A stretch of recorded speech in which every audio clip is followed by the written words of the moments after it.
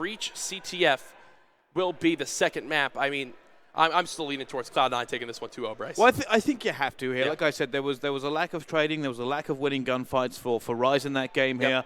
For me, they're going to have to play it really safe.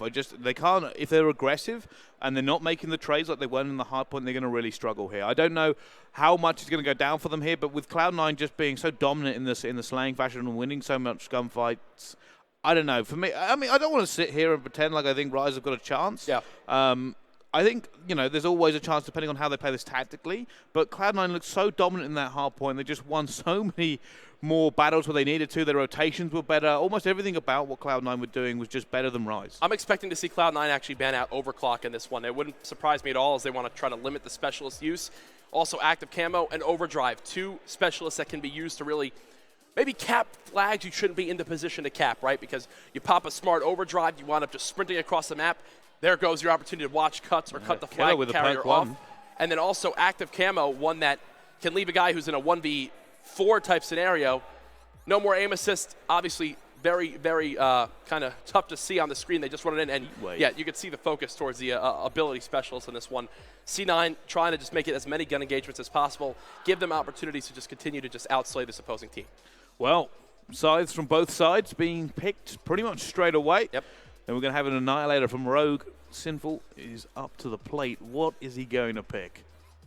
I mean, with the C9 team, you expect something similar. Maybe we'll see the likes of an Annihilator. We see Sender Tempest. Absolutely love it on a map like this in the World League on Dream Team.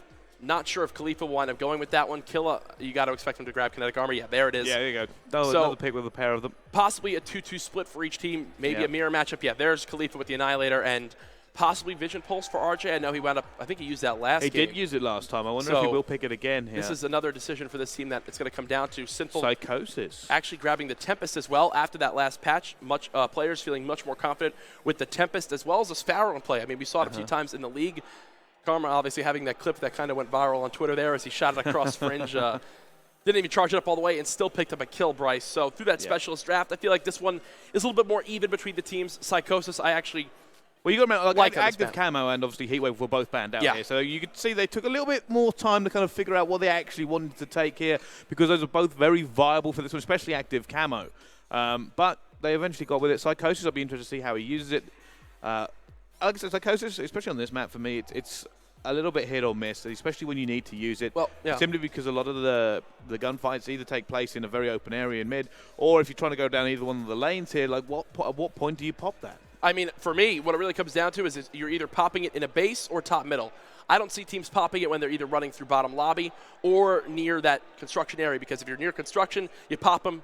A lot of times they fall off the map. A lot of people have become to kind of realize that you need kind of a cone shape for them to fan out into, right? So if you're going to pop them in a doorway, they wind up all running behind you because that's their opening that they have. Yeah. So they wind up running off the map near construction or near that bottom lobby area. You go to pop them, and there's just not enough room for them to fan out. They run behind you. Top, middle, you don't have that issue. In the opposing team's base, you don't have that issue. That's why a lot of times when players go to pop their Psychosis, they take a couple steps back, give the clones enough time, enough space to then run forward and move through the different areas. A great distraction, but we'll see if it winds up paying off.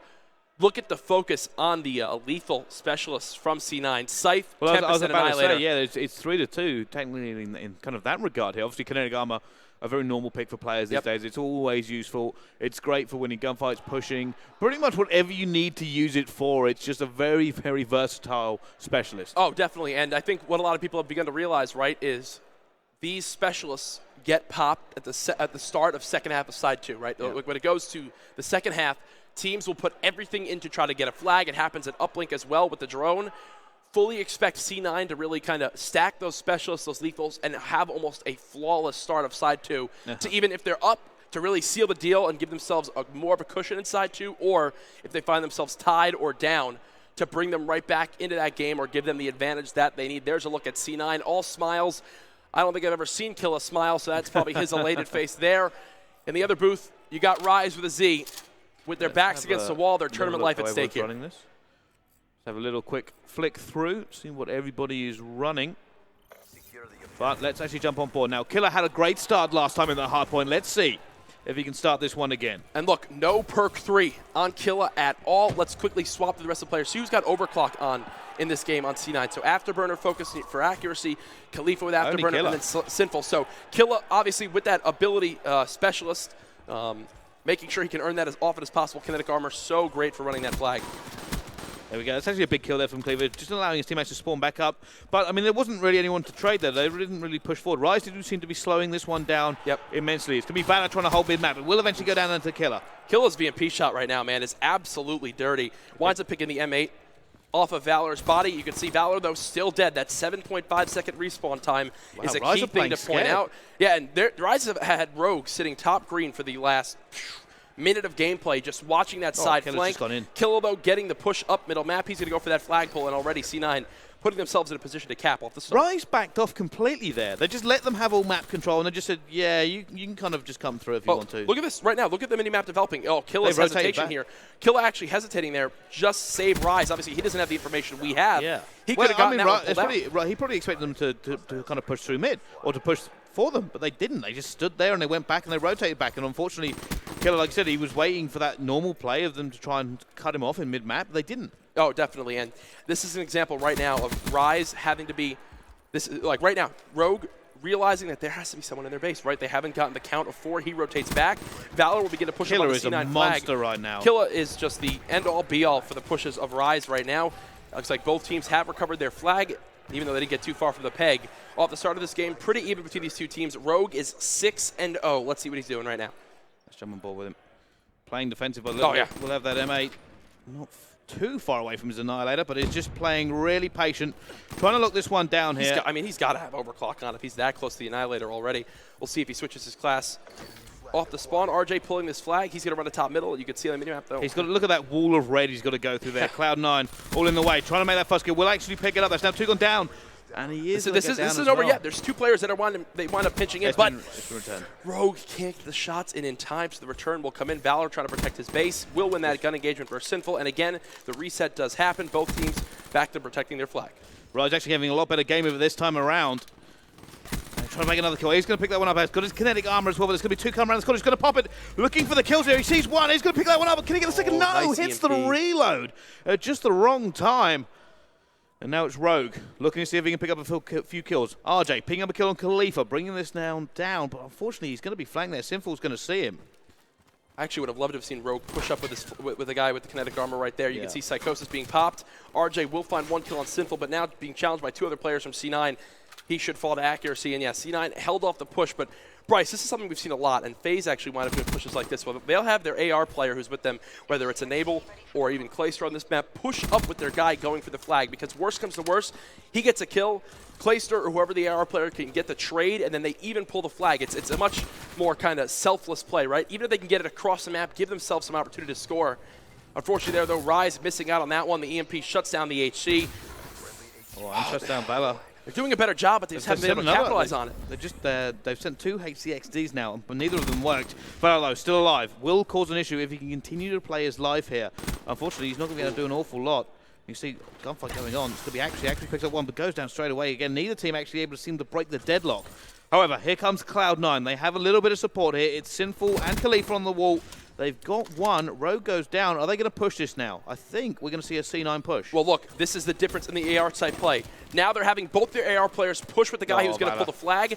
Either way, Killa gets a trade, and right there is a perfect example of the difference between Rize earlier on and C9's play right there. Killa going to kill the player on the rotation. As I say that, Rogue shuts him down. So now this is a prime opportunity for Rize to get this cap. He has support as well. He's going to take the far outside wall run. Love this decision from him. They just need their players to win the gunfights in the base. There's 1 player to beat. That's going to be accuracy. This has got to be home. And this has got to be a flag capture as long as they can shut down Sinful. It's Sinful. Sinful's going to go for it, though. Can he shut him down in time? No. It's going to be just a little bit too late. That first flag will go in as he gets his Tempest. But Rize capitalized there on the Cloud9 push and managed to whip one away. And this is an example, right, where you want to see Cloud9 hold on to all their specialists. When it gets towards the end of this half, when we start off side 2, we'll go and look through, who has what. Rize have their lethal specialist abilities as well. This will be a major key to the kind of pathway of more success for these teams as they go on further through this game, through side 2, who can win the engagements off the start with all the specialist abilities in play. I mean, Rize kind of turtled up there, and they were doing that familiar tactic we've seen in Capture the Flag for years. Yeah. Turtle up, send one out. Consistently send one out. They weren't as good as pushing as Cloud9, but their defense was superb.